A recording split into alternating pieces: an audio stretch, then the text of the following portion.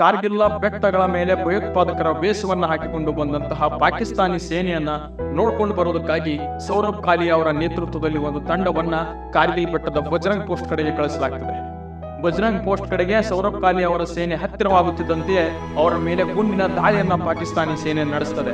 ಯುದ್ಧದ ಬಗ್ಗೆ ಅರಿವಿಲ್ಲದೆ ಸೌರಭ್ ಕಾಲಿ ಅವರ ನೇತೃತ್ವದ ತಂಡ ಬಜರಂಗ್ ಪೋಸ್ಟ್ ಕಡೆಗೆ ಹೋದಾಗ ಪಾಕಿಸ್ತಾನಿ ಸೇನೆಯ ಗುಂಡಿನ ದಾಳಿಯನ್ನು ಎದುರಿಸುತ್ತದೆ.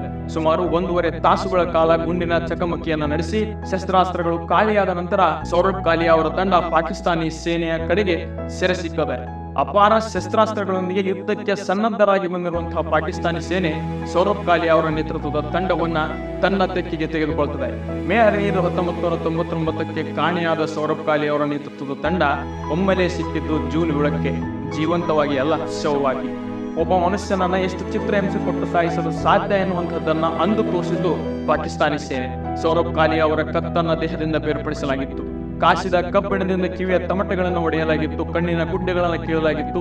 ದೇಹದ ಹಲವಾರು ಮೂಳೆಗಳನ್ನ ಪುಡಿ ಮಾಡಲಾಗಿತ್ತು.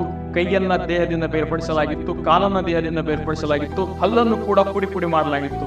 ಇಷ್ಟೆಲ್ಲ ಮಾಡಿ ಭಾರತಕ್ಕೆ ಶವವನ್ನು ರವಾನೆ ಮಾಡಿದಂತಹ ಪಾಕಿಸ್ತಾನಿ ಸೇನೆ ತಾನು ಮಾಡೇ ಇಲ್ಲ ಎನ್ನುವಂತೆ ವಿಶ್ವದ ಮುಂದೆ ತೋರಿಸಿತು. ಸೌರಭ್ ಕಾಲಿ ಅವರು ಅಂದು ಪ್ರಾಣವನ್ನು ಬಿಡುವಂತಹ ಸಮಯದಲ್ಲಿ ಅವರಿಗೆ ವಯಸ್ಸು ಬರೀ 22 ಮಾತ್ರ.